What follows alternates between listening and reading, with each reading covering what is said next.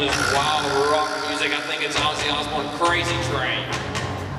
Hey, Jim, what's wrong with it? I play guitar. Whip the wine out. Whip the wine out. We should have had that last night. That's right. I'm taking your time, Jim. It's all yours. All right. Thanks so much, guys. And it's good to be here, and I want to thank everyone for participating and welcome me to come up and share my knowledge and enthusiasm about native plants. I hope that I fire you up and get you excited. Let's see. He said anywhere, so are we up? I will offend some people, so I'm looking forward to arrows shooting by me. Just don't hit me. I hope that I enlighten others and educate others. Creating your own national park in your landscape. No matter, and I'll have a slide in here to describe this, no matter, I think that's what I should do. Is the other mic on? Okay.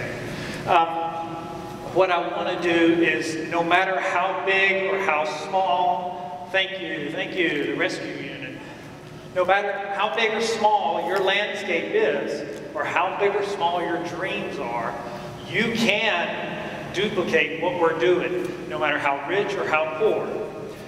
If you've known me, if you've been to the nursery, you've known Debbie, I've had shaved head, very similar to yours, really short hair for about 8 years, and I've decided, since I'm not going to get rich selling native plants, I might as well get hippie. So I've gone back hippie. But I hope I don't fall off this stage. I'm animated, I move around a lot, but what we're going to do is move through this. I have 100 slides or more to rifle through. You may not be able to duplicate this. You may not have this as your starting point, but it would be nice. You wouldn't have to do anything to create your own national park if you could look out your back door and see that. Or Ilex verticillata linderberry in full fruit on a cold mountain stream with these artistically placed boulders that nature did all by herself. No bulldozer did that. Or this coastal marshy zone. Very few. Can we thank you. So these are ideas that we're letting you know that you may not have this as a starting point, or you may not be able to duplicate this in this grand scale, but you can do it in a smaller scale in your landscape. Everyone would want to own 5 acres of Erythronium umbilicatum trout lilies, full flower, 5 acre, a yellow golden carpet on the forest in early April, late February. Just beautiful. This is Southwest Georgia, the largest known population in the East. Expansive population. It's called the Wolf Creek Trout Lily Preserve. It was just purchased recently by a collaborative effort of wildflower organizations to protect from development. A guy with a bulldozer on the property is going to develop it, drove the bulldozer right through this 5 acres. He cut out a path to put a road in, and they caught him just in time and stopped him and bought the property from him. So thank goodness for organizations that do this. Few of you have a pristine, beautiful floodplain with juvenile trees regenerating to work with. And when you have something like this, there's not a whole lot you have to do. You already have the ecosystem in place. You can just add more natives in to make it a little bit more diverse, maybe create a little bit more detailed habitat. What you may have is something more typical, like this, with these odd-shaped wall shrub. There's no shrub in America in the wild that grows like that. That's a man-made, sculpted thing that somebody does after they've had too much drugs or wine or red beer. Here you have a landscape with a bit more natural appeal, more random planting, but still non-native species. And you may live in a neighborhood where they won't let you do anything more natural. You've got to have grass. It's got to be, you have lawn, it's got to be 2.39 inches high. You have to fertilize 5 times a year on schedule so it all runs off into the creek and kills the fish and crayfish. Or you may have an older establishment with all Asian plants, hybrids. Here you see a kind of a half-hearted attempt at natural gardening. They had a forest, they kept the forest, just cleared out an envelope to plant in the forest to build their house, and then they took out all the undergrowth. Well, there goes most of the lizards, there goes most of the snakes, there goes most of the birds that nest in low ground. You wouldn't have any wrens in this habitat unless they were in the shrub or on the porch, right by the house. So it doesn't foster wildlife. And who in their mind, I'm sorry if you're offended, but it's going to happen, who in their mind is trying to grow grass under trees? That's the craziest thing in the world. We all know that grass lawns need 4 to 5 hours of direct sunlight to perform well. Wintertime, 6 is better, 8, 9 is even better. This is where we started when we bought the property 5 years ago, and you can see our very first attempt of that turning in our head. I've always had this yearning when Debbie and I would buy a place to try to duplicate what we tore down when the house was built before we bought it. We would try to put back what was torn down. This all started with our first home, and I thought to myself, what better way of landscaping than to use the plants that are native in the forest to landscape my plant with? I started going to nurseries and you couldn't find a native plant. Oak leaf hydrangea maybe. And then, so my neighborhood was expanding, so I just took it upon myself to go and collect out of the next house that was going to be developed. I'd go into the forest right along next door to me and start bringing those plants into my landscape. And after 10 years, I had 350 species of native plants from the Gwinnett County area in my landscape, from my one neighborhood. But it all starts with a dream and desire to give back to nature. And I consider myself a genetic freak in today's lifestyle because I love nature. So many people are disassociated with nature that they don't pay attention to what plants they're planting. People are still planting. We heard some talk about plants such as privet, iliagnus, Japanese honeysuckles. There are nurseries still selling these things, and if you don't know, if you all have had to deal with privet before, anybody ever had to pull privet out? Do you ever cuss at it? Iliagnus is the next privet. It has already taken over West Point, Georgia. It's all up and down the valleys, all up and down, and our state government, Department of Wildlife, still promotes it as turkey food for the game hunters. It's just insane. It's insane. And that's what Tara Diller was talking about. If you're going to plant an exotic plant, it really needs to be a sterile plant or a plant that will not reproduce on its own because they'll become the scourge of the Southeast.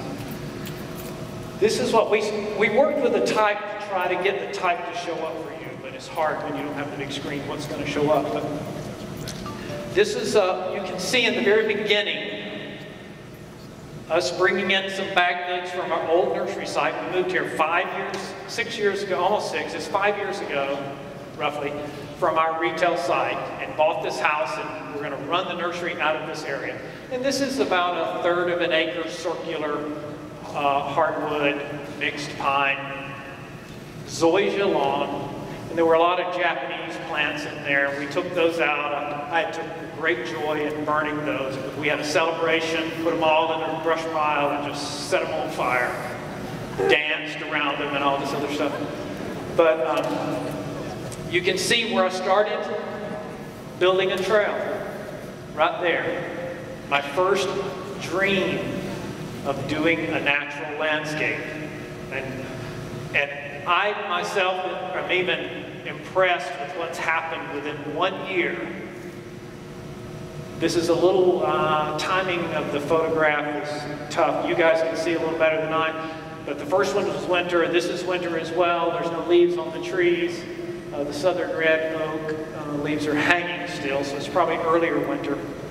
But you can see that the grass is gone, all the zoysia. We have 2 or 3 small patches of zoysia that work as rainwater filtering before it goes into a retention pond or to stop us from walking on some soggy soil. So they serve purposes in certain areas.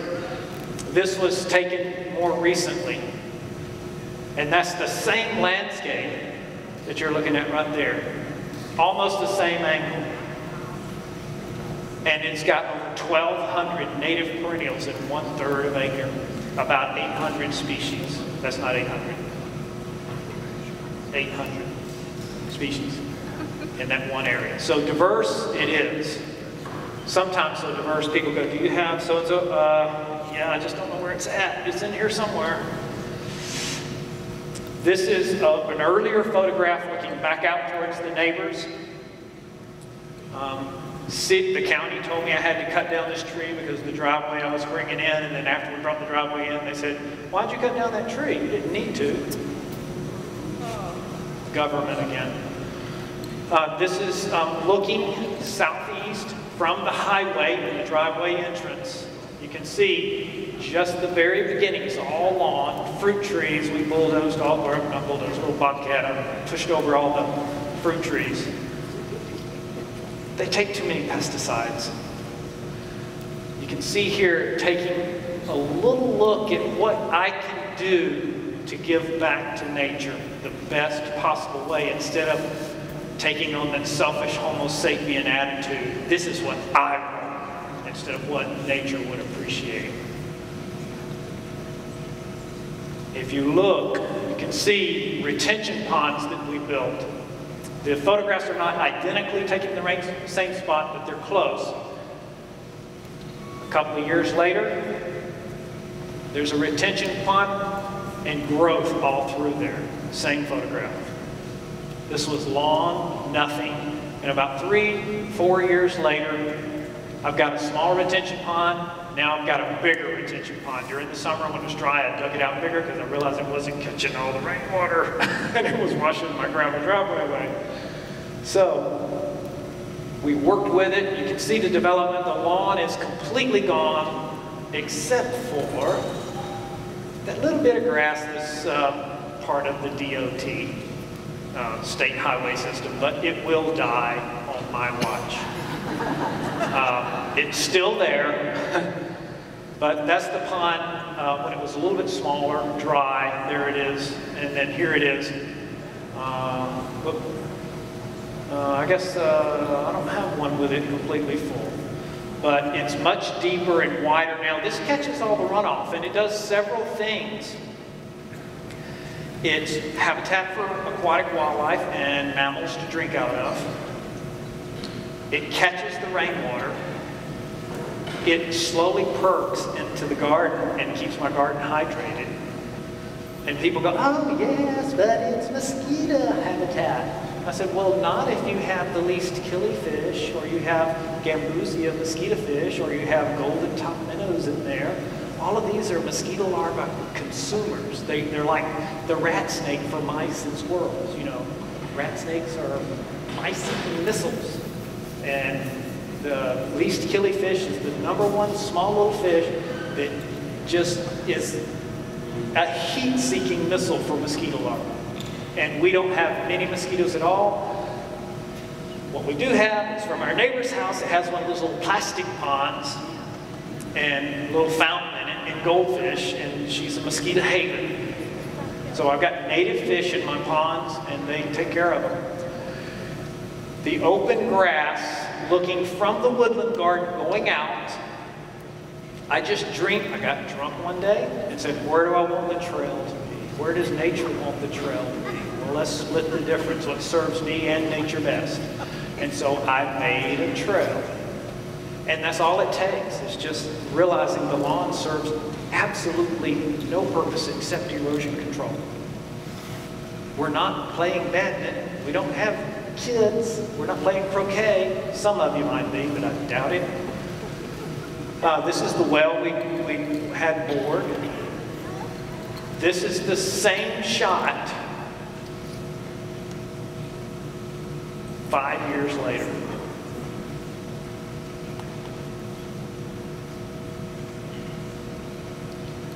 There's another shot from a different angle. You see the well house where the well is.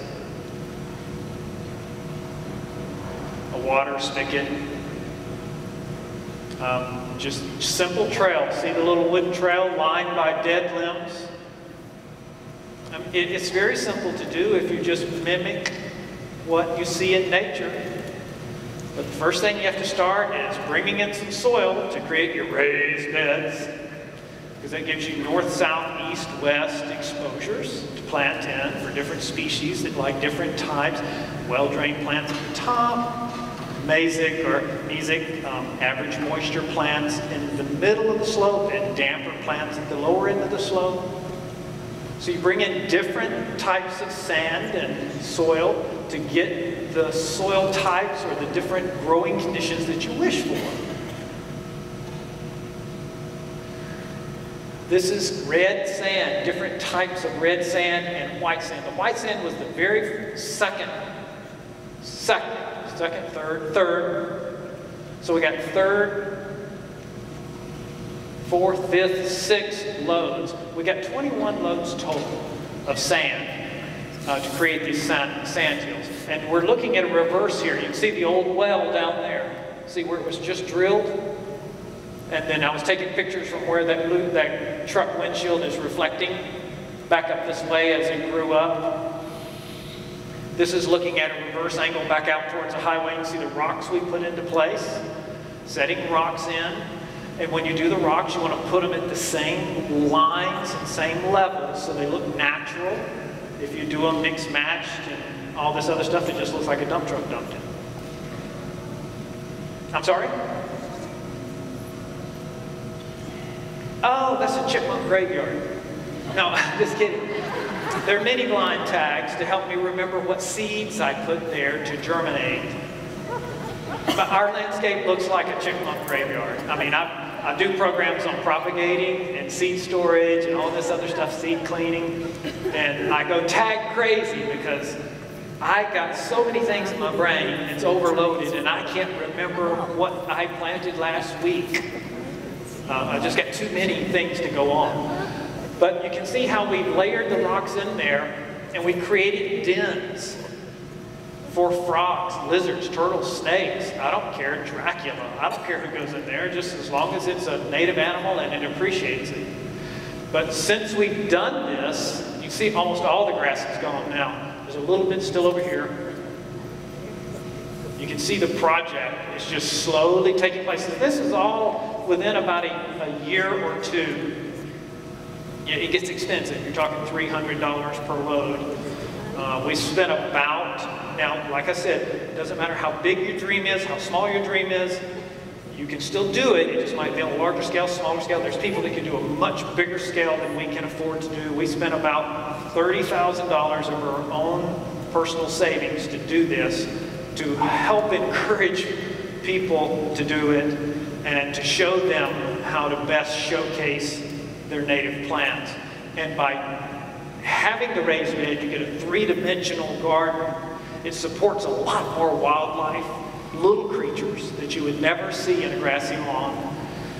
And it gives you so much more planting space. I mean, if you have to go up this way and down that way, and then you lay that out flat, it's twice the amount of planting spaces that same measurement, horizontal. And you get that on all dimensions, front, back, left, right, northeast, southwest. And so you can plant more diversely. Buster, our parrot, which you're all welcome to come and visit with. He loves the visitors. He loves pecan sandies. Walnuts are good. Brazil nuts, pecans. He likes all that stuff. But this is some of the very first planting. That's a Quercus leavis, turkey oak. Beautiful oak. And then you need some cheap supervision to inspect your work to make sure you've done a good enough job. If you're a guy and you're married, you know what that's like. I built a sunroom onto our old house, first major construction job. My wife goes out there and goes, I went, well, that's an insult. You don't trust me. But take advantage anytime you can.